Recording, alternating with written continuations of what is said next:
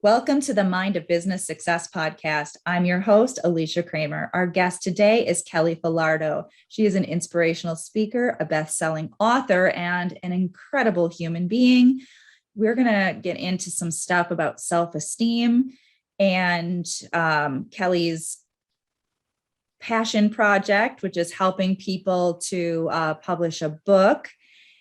Kelly, I want to welcome you to the show, and I would love for you to start out by telling our audience a little bit about you, about your story, because some people are going to be watching the video version of this. Some people are going to be listening to the audio version of this, but your story really is an important component of why what you do is so empowering. Right. Well, thank you so much for having me on your show, Alicia. I just love being able to inspire others. And you're right. It's a lot of time we don't see the power in our stories. And I didn't know that me getting burnt as a 2-year-old to most of my body was going to lead me to being a multiple TEDx talker, with multiple awards and, 7-time best-selling author and the Queen Elizabeth Diamond Jubilee Medal. Like, I had no idea that that's where it was going to lead me. But, my story didn't start there, right? Like I got burnt as a 2-year-old. I never ever thought that anybody was going to love me, because in school I was the ugly Scarface girl. And so I thought, well, who's going to love me, right? I'm not flawless. I'm not beautiful, and I never will be. But I did end up getting married, and I did end up having 3 beautiful kids. And then I got to a point in my life where my husband had got laid off from his job, and he said, okay, Cal, it's time for you to step up to the plate. And I said, okay, watch me. And sure enough, I ended up with a job like 2 days later. And but I also had like a scrapbooking business at the time too. And that was just a big money pit for us. I wasn't making any money with it. So I had my job, I had my scrapbooking business. And then I met a girl named Charmaine who said, Kel, you need to sell that business you're in, and you need to be a speaker. And I said, I'm a burn survivor, so what? And she's like, no, people will be so inspired by your story. But at that time in my life, my marriage was failing. Like, we were in a toxic marriage. We were both being disrespectful to each other. My business was bankrupting us. And so I didn't see me as being an inspirational person at all. But she saw something in me that I didn't. And so that was the start of my whole speaking and book publishing career. You speak about things that a lot of people can relate to, and not everyone can relate to living a life feeling challenged by their physical appearance the way that you have.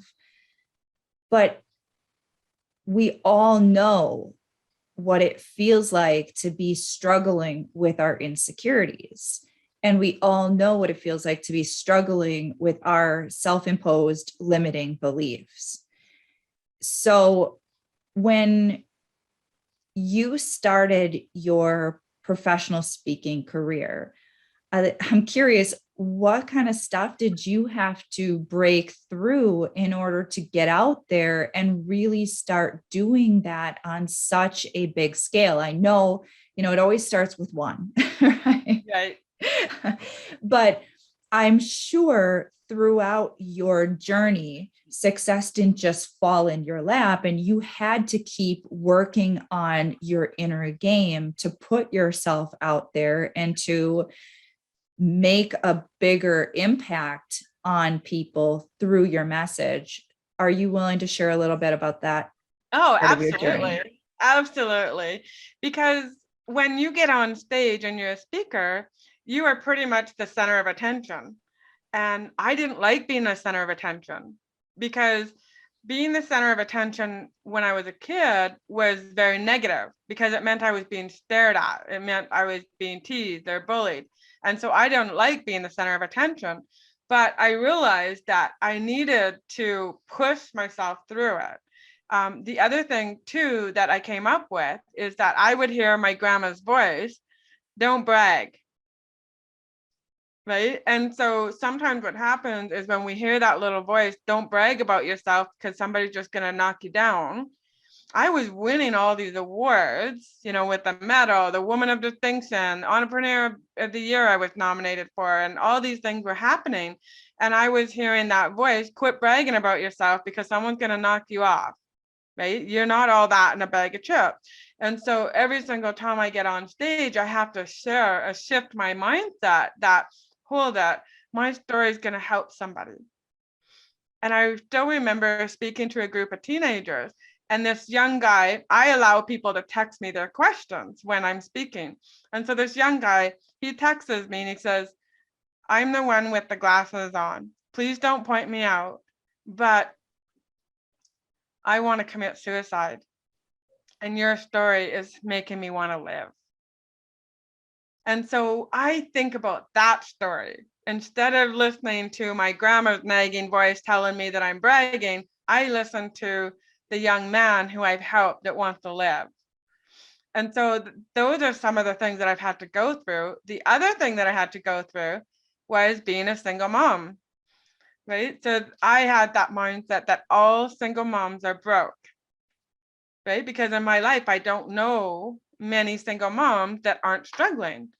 And so for many, many years, I struggled with that. Well, I'm just a single mom, so I'm going to be broke. And so it took a lot of courage inside of me to no, I'm going to push through this. I don't want to be a broke single mom. And I remember one of my girlfriends, she has a business and her husband is very well off and she gets a monthly, I don't know what to call it. She gets a monthly, Monthly allowance. monthly allowance. Yeah, that's the word I'm looking for. She gets a monthly allowance for him. So she said to me, I don't have to worry about making money with my business because my husband gives me a monthly allowance and I get to go shopping with it and I get to do whatever. And I'm thinking, oh, I'm a single mom entrepreneur where I must make money or my kids don't get to be fed. And there's been months where my power has been cut off and I didn't have the money to pay for the power. But I still persevered through it because I knew it was my passion to be a speaker and share my story and help other people. Perseverance is something that we all need. And it's one of the main reasons so many people give up. They give up their dream and they just settle for a mediocre job that is not really what their heart desires. You've had to overcome a tremendous amount of adversity in order to get to where you are. And it's always an ever evolving, ongoing journey. None of us have made it. We're all still persevering.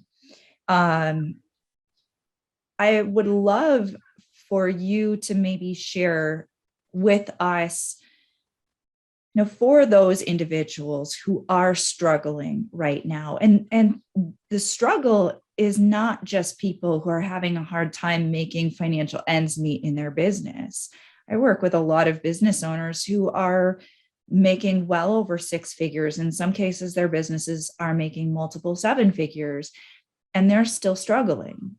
So we're all going through stuff. And this is a sort of broad question. I'm going to let you trust your own inner guidance on how to respond to this. But when someone is going through those challenging times, and it seems like the evidence is very, very, it's a really justifiable reason to quit, to give up, to get discouraged. What kind of guidance would you give someone who's going through that right now? Well, and I've had to go through that myself. I had, my scrapbooking business before I was a speaker. And, I had to really evaluate, is this scrapbooking business my passion? Right? Because a lot of times what happens is we're tired. We're done. Right? Sometimes we think we have to do the same thing forever and ever and ever, but we really don't. Right? If you're done with your business, Maybe it's time to sell it. Maybe it's time to move on. And I believe that that was one of the best things that I did with my scrapbooking business, because I got to a point where I didn't even want to take appointments anymore. I didn't want to do the business and it was just going to fail. Well, what happened was I sold it. I sold it to a girl who just did incredible with it. And she took my business to a higher level than I ever could have. And then I was able to go and focus on speaking. And then my speaking career and being an author and a coach has taken me to levels that I never would have had if I would have stayed in my speaking business or in my scrapbooking business. So I think you really have to evaluate, where do you want to go? Hey, do you want to keep doing it? And sometimes too, we need to give ourselves a break. So I've got a coach that wants all of his students to make, at $500,000 a year. Well, I don't care. Like at one point I wanted to make $500,000 a year, but when I saw how much everybody was working, I was like, I don't want to work 10, 12, 14-hour days anymore, 7 days a week. And so, my boyfriend now, he's like, Cal, like, you don't have to work that hard. You've got money coming in. Everything's going great. You've got clients, you've got monthly coming in. Take the summer off, right? And maybe just work half days. And so that was a really big relief for me, is that he gave me that permission, because my stepdad was an alcoholic and a workaholic. And you need to work, Monday to Friday, 6 a.m. till 7 or 8 at night. And so that's ingrained in me. And so I just like, okay, you know what? I'm going to take a break. And I took the summer off, and then fall came and I went right back at it. And now my business is exploding. I love that. There's this whole belief around working hard, and I consider myself a recovered workaholic. So I grew up on a dairy farm in central Wisconsin, and my parents are alcoholics and workaholics. So I watched them get up, when the sun is coming up, and working, taking a break every once in a while in the afternoon so they could go to the tavern, or they could, sit around with friends and drink excessive quantities of alcohol, and then go back into evening chores and, milking the cows and all the stuff that needs to be done. And then they would have another couple of hours late in the evening, and they would do some more drinking, and then they would go to sleep, and they would do that 7 days a week. So I had that in my head, and I see so many incredible people who have this in their head, that I have to be working all the time. And when their business is not where they want it to be, they push even harder, thinking, I'm not working hard enough. I've got to work harder. There's so much scarcity and so much fear. And when you can rewrite your subconscious conditioning, when you can create a new belief for yourself that me time is good, recharging your batteries is good, you're not being productive by pushing through resistance and fear and lack, you can actually be more successful, more productive, working less. And the quality of your work feels so much more rewarding when you've got that proper balance. So I love that you shared that. I love that. I love that, you grew up with the same as me, right? Workaholic, alcoholic parents. That's ingrained in you. It got to the point too, where, my boyfriend has a nap every day, and he's been doing that forever. And he wants me to have a nap at like 3 o'clock. I'm like, no, I can't. It's work time. Like, I cannot do that. Well, he had to start calling it cuddle time. And all of a sudden my mind's like, oh yeah, I can go cuddle, right? And then that's how we've been able to work with my mindset. So it's no longer something to make me feel guilty or bad. It's something to empower me. And so now I can have cuddle time, but I couldn't have nap time. And it's the same thing, Yeah, right? that's the way the mind works. You've got to find Yeah. ways to use your mind to work with you instead of against you. Yeah. So let's talk a little bit about what you do to help your clients publish a book. Well, what was happening is a few years ago, people were saying to me, you know what, Cal, like, how did you write a book? And how did you become a best-selling author? And how did you publish a book? And people would say, I'll take you for coffee and you can teach me. And then I realized that, hold it, this is valuable information, right? And so I started teaching people how to do it. And it just became like, it just snowballed. All of a sudden, when COVID hit, I lost all my speaking gigs. And then I thought, well, I'm going to do this book thing. And I laid on the couch for a week trying to figure out what am I going to do. And then when I thought, okay, let's do the book thing, and let's just do a workshop and people can pay whatever they can afford, and we'll do this 1-day workshop to teach people. Well, that led to me making, like, I think it was $1,500. And I thought, okay, I've got something here. And I just kept doing it. And then I started developing coaching programs. But what was happening is that people were getting so many results. Like, when I helped them write a book, people are getting like front page stories. One of my clients got a Quilly Award for their book. People were landing more stages, and they were getting higher fees, and they were getting more credibility, and they were getting more things that they weren't getting before they had the book. And so that's why I think it's important that if you're an expert, or then you should have a book, right? So, because that's going to put you above the person that doesn't have the book. So people love being able to say, I'm hiring this best-selling author, right? So I remember, being able to speak in Phoenix, and the same type of thing. They said, we even have a multiple TEDx speaker here and 7-time best-selling author, Kelly Falardeau, on our stage. And I was like, I didn't realize how important credibility was until I heard the event planner do that. It's true. It does lend a lot of credibility. And a lot of people don't realize it doesn't have to be super hard. We do default to putting people on a pedestal. As soon as you hear something like someone is an author, or an international best-selling author, or a motivational speaker, or name the thing, right? Our mind instantaneously gives that extra credibility. So as a business owner, it's such a smart business decision. Now, I do think it is important for people to recognize that just having a book doesn't do a whole lot for you. You have to use that as a marketing tool.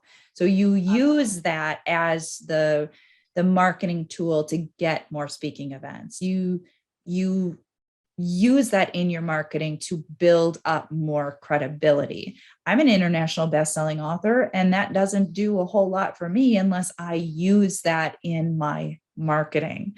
So when you're working with your clients, are you helping them to find ways that they can use their book to further their career? Yeah, absolutely. I love that you say that, because you're right. It's one thing to just do a $20 book, but you need to leverage that in your business, right? And you need to be able to say, when you're promoting yourself to other clients that are going to hire you, whether it's to coach them or to speak, or hire you for any of your services, you need to make it clear that you are, because if you don't, what's the point, right? It's like, becoming a best-selling author and then just, okay, I'm just going to put it on the shelf, but then don't tell anybody. And I think the biggest reason we don't is because we're too scared about the whole little bragging thing. We're supposed to be humble. We're not supposed to brag about who we are. But the thing is, we need to share who we are and what we've done, because that's what's going to make more people want to do business with us. Absolutely. Absolutely. I just recorded a an audio track for my Inner Game Academy for imposter syndrome. And one of the pieces of that is that whole like being humble, but still respecting and appreciating your accomplishments. And we can respect and appreciate our accomplishments without being boastful, without being arrogant. In fact, I personally believe, based on my understanding of how the mind works, that when someone is arrogant or they're boastful or they're bragging, that really is displaying an imbalance, that they're using that as a way to overcompensate for insecurity in most instances. You can have a conversation with someone who's achieved an incredible amount of success, like somebody like yourself who has a lot of accomplishments, but the way that someone talks about those things, the way that someone demonstrates their expertise, just comes with a different level of humility. It's natural, it's organic, it doesn't come across as boastful, it doesn't come across as bragging. And I think as human beings, we just naturally prefer that. We prefer to be with someone who we feel is an expert, but they're also down to earth. They're grounded. They're not putting themselves up on a pedestal and sort of looking down on us. And those are the mentors, those are the coaches, those are the people who are the greatest value to others, because it really is demonstrating you don't have to be ultra confident. You don't have to be over the top good at whatever. You can be just an average person and still be incredibly successful and have a really positive, powerful impact on other people's lives. Yeah, I totally agree with you about that. And that's why I think it's important that we do share it, but we also remind ourselves and others that we didn't start that way. Right? If people knew how many times I failed to get to where I am now, they'd be like, oh my God, how did you keep doing that? Like, how come you didn't quit? Right? Like, how come you didn't end your life? Like, how did you not do that? And so I think that that's really important to remember, is that not every people don't start at the top. They start at the bottom and they work their way up. But a lot of times people don't share all their failures. Right? True. So true. I think that's a really powerful message to reinforce to people, that success usually comes with a lot of failure. Totally. People aren't marketing that usually. I know, exactly. I know, they're not talking about the 20 times they failed, or the 20 times they talked to people and didn't make a sale or whatever. Yeah. Exactly. Right. And a big part of my motivation for doing this podcast is to bring it down to earth for people. When we see all of these really alluring ads on social media, and the gurus make it sound like it's so easy, and even sometimes in our own marketing, I mean, we have to find those emotional triggers to get people to actually take action. And we're all human, so we need the carrot to be dangled in front of us, even when it's our truest heart's desires, to be able to feel the emotional pull. And then, we justify it, of course, with logic, like, oh, that really was an important investment, Right. But we need to remember that there's no magic, there's no magic course. There's no magic, like, I'm going to write a book and I'm instantaneously going to become successful. There's a lot of hard knocks, and there's a lot of perseverance and a lot of persistence and a lot of picking yourself up, dusting off your dirty knees and getting back in the game.